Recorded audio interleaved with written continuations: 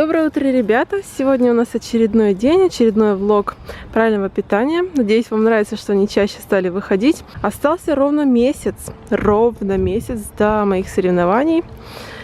Так что сегодня я вам покажу, как я питаюсь, как я тренируюсь. Все как обычно, просто остался всего лишь месяц.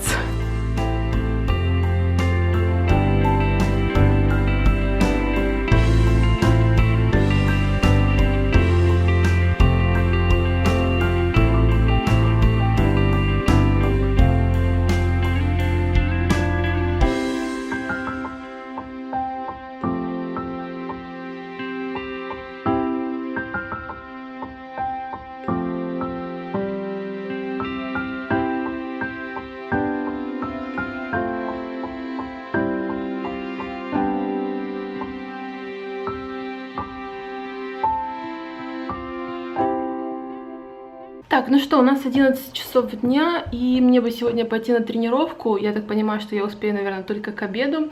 Я все еще сижу за компьютером. Если вы помните, я говорила, что мы с Димой снимаем ролики практически каждый день, ходим в зал по ночам. И мы снимаем эти видео для нашего еще одного канала. Я об этом вам не говорила, но у нас еще один есть канал, мы совсем недавно его создали.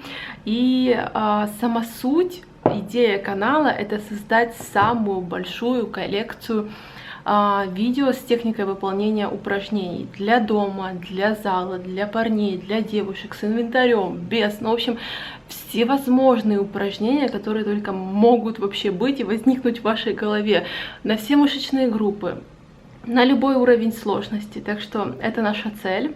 У нас есть планка в 1000 роликов, и мы уже сняли на самом деле очень-очень много, и мне приходится каждый день обрабатывать, наверное, 30 видео. Кому интересно, можете посмотреть, подписаться. Буквально пару дней назад создали канал, мы очень долго думали над оформлением. Канал называется Sweetie Fit. Правда, у нас еще нет как бы красивого адреса, но это будет со временем. Мы уже загружаем сюда ролики, уже довольно-таки много загружено, но стараемся загружать, вот как тут написано, каждый день. И, кстати, да, канал на английском языке, так что кому интересно и важно подучить английский язык, фитнес-тематики, допустим, да, то, пожалуйста, добро пожаловать. Видео мы загружаем каждый день. Так что начинаем с таких вот банальных базовых упражнений, как бы создаем базу, основу канала, и потом уже будем показывать какие-то необычные, интересные упражнения, но также еще загружаем какие-то полноценные тренировочки. Вот там Дима загружал свои тренировки для парней. В общем, кому интересно, подписывайтесь, будем ждать вас.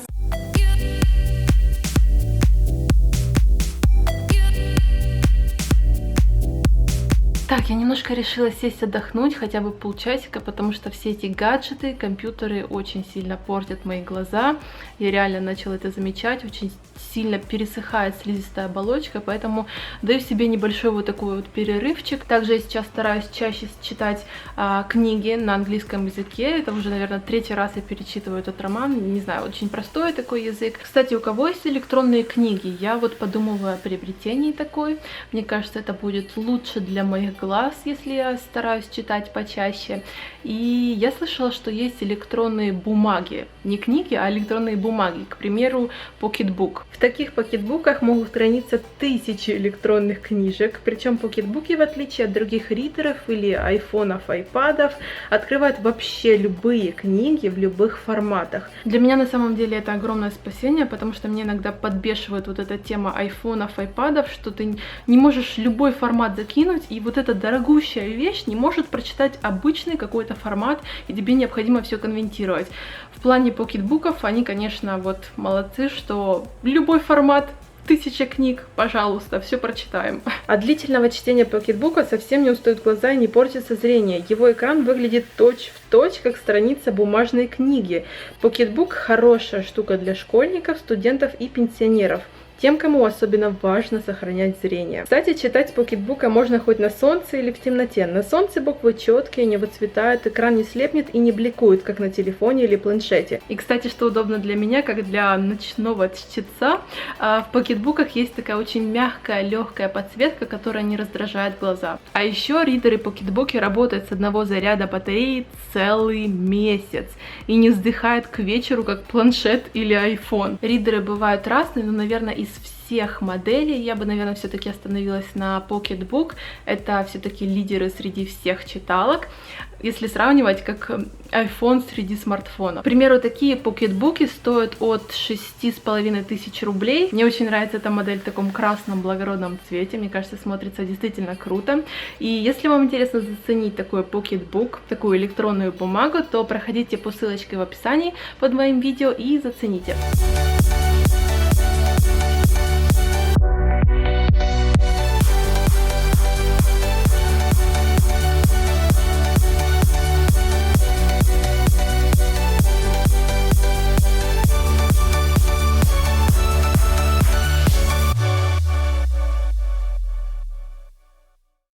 Мы приехали в супермаркет, я уже взяла немножко бананов, зеленые яблоки, я всегда беру именно зеленые, и я прям фанат холодных яблок, я их всегда кладу в холодильник, чтобы они были холодненькими, хрустящими, мне так больше нравится.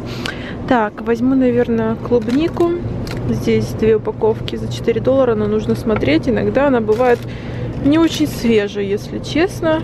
Ну вот это вот вроде бы нормальное. Я просто обожаю делать со специями. И вот этот отдел с Миссис Дэш. Я, наверное, возьму такой же, как у меня был раньше.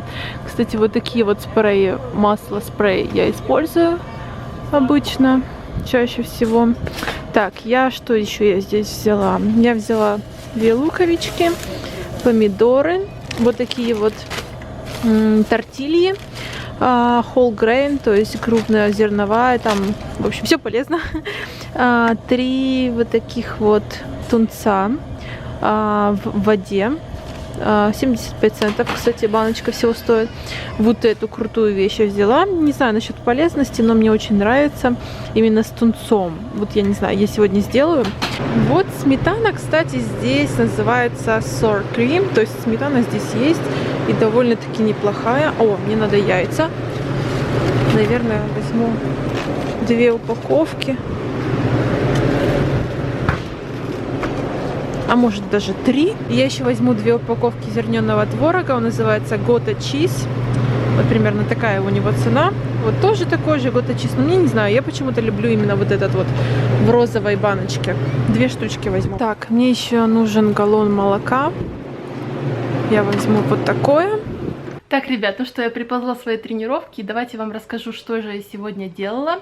И тем временем все это запишу в свой тренировочный дневник. И я обычно пишу, что у меня была разминка. Ну, это по стандарту, она всегда у меня бывает. Обычно я делаю где-то 4 минуты на велотренажере, плюс 4 минуты на грибном тренажере. И если, допустим, у меня только день ног, то я могу просто на велосипеде покрутить педали, но заканчиваю тренировку всегда на грибном тренажере. Итак, первое, что у меня было, это спринтерский выбегания. Это не кардиотренировка, это такой как бы взрыв ваших медленных мышечных волокон на ногах, и это мне помогает как-то просушить мои ноги, поэтому каждую тренировку я делаю таких 5 выбеганий, я не знаю примерное расстояние, но я просто бегу там по дорожке в зале и возвращаюсь и обратно медленным шагом, то есть резко выбегаю, медленно возвращаюсь, резко выбегаю. Таких 5-6 раз я делаю в день тренировки, но в день отдыха между тренировками я делаю таких 10 выбеганий. Следующее упражнение, это тоже как бы такое подготовительное для моей поясницы.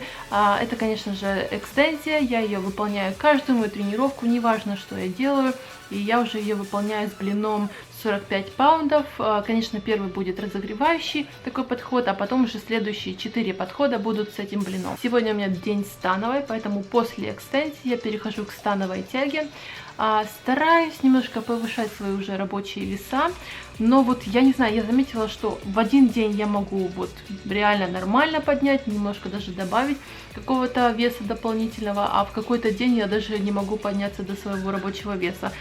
Я не знаю, почему так получается, вот как-то в какой-то день у меня больше сил, в какой-то меньше. Потом, если я не ошибаюсь, у меня были русские наклоны, я довольно часто их делаю, и уже я вижу свой прогресс, что я гораздо медленнее могу опускаться, амплитуда может быть больше, и бицепс бедра действительно растет, и совсем другая нагрузка идет, когда выполняешь это упражнение, и такое упражнение может помочь вам увеличить силу в приседаниях за счет вот силы как раз этого бицепса бедра. Дальше у меня идут подтягивания, и я уже как месяц, наверное, ушла от подтягиваний на гравитроне, и я поняла, что такое подтягивание. Вы знаете, у вас появится V-образная фигура, и вообще начнет расти спина только тогда, когда вы уйдете с гравитрона, потому что гравитрон в большей части нужен для того, чтобы понять технику, как выполняется подтягивание, и немножко укрепить руки.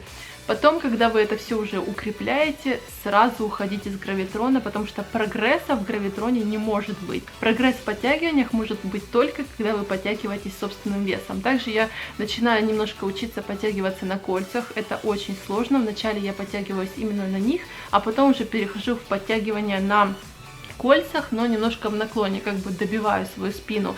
И опять же стараюсь как-то думать о том, что я работаю спиной, а не руками. Потом я добиваю свою спину тягой штанги в наклоне, одно из моих любимых упражнений. Я не знаю, почему мне очень нравится вот это вот чувство, когда ты ощущаешь силу, что ли, я не знаю. Но вот совсем недавно мы начали добавлять это упражнение в мою программу. И опять же тут сам сок, сама суть этого упражнения, чувствовать, что ты это все делаешь не за счет бицепса рук, а за счет спины. Поэтому нужно, очень важно сводить лопатки в верхней точке. Ну и последнее мое упражнение на бицепс бедра — это сгибание ног в тренажере. Я думаю, что можно найти такой тренажер практически в каждом зале или что-то подобное выполнять. Так что это мое последнее будет упражнение, и мы сейчас сконцентрированы на бицепсе бедра и ягодицах, как-то чтобы просушить или проработать окончательно эту часть тела, чтобы как-то выделить ягодицы от бицепса бедра, потому что это самый сок считается для соревнований, смотрят как раз именно на это разделение. И если говорить о мне, то у меня, я так поняла, у меня хуже всего сохнет именно низ тела. Будем что-то с этим делать, как раз вот эти спринтерские выбегания и проработка бицепса бедра, я думаю, как-то проявит всю эту ситуацию.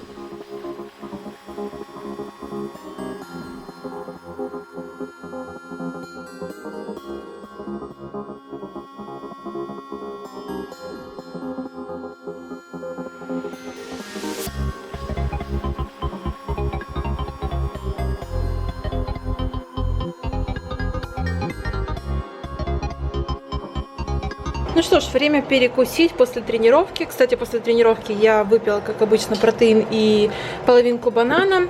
И сейчас я буду кушать вот такой вот, не знаю, как это, шаурма полезная, наверное. У меня оказался маленький блинчик какой-то, поэтому остатки, что не влезли в блин, я сделала просто вот такой вот, как салат. Сеньора, it's burrito perfecto. Проваливай.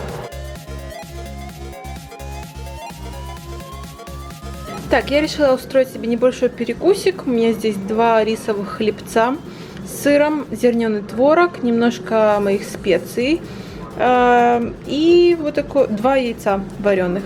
Так что перекушу, сделаю себе сейчас чаечек и буду работать. Так, пришло время ужина, и я сделала себе, я не знаю, просто нарезала какие-то овощи, зеленый перец, немножко капусты. Кстати, я, наверное, буду уже тоже со временем отказываться от капусты на вечер, потому что все-таки мне тоже кажется, что она немножко придает вздутие живота, поэтому буду кушать там перчик какой-то, допустим, огурцы, но капусту тоже не буду. И яблоки тоже буду убирать. Ну, в общем, у меня здесь еще маленькие морковочки, тунец в воде.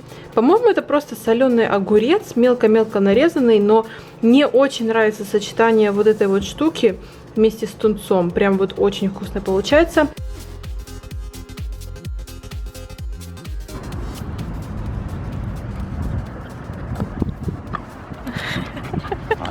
Ночик, маленькая мышь. Бешеная псина. Давай. Давай мне. Давай.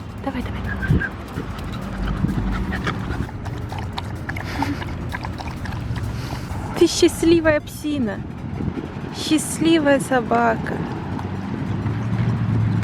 Ну что, сейчас 10 часов вечера, мы частенько выходим с дома, чтобы прогуляться с собачкой вместе, втроем, и покидать ей мячик. Вот, взяли себе чай горячий, попиваем чаек. Так что вот так вот мы частенько проводим наши дни, окончание нашего дня. Ну и, наверное, буду прощаться на этом, ребятки. Встретимся с вами в следующем видео. Всем удачи, пока-пока!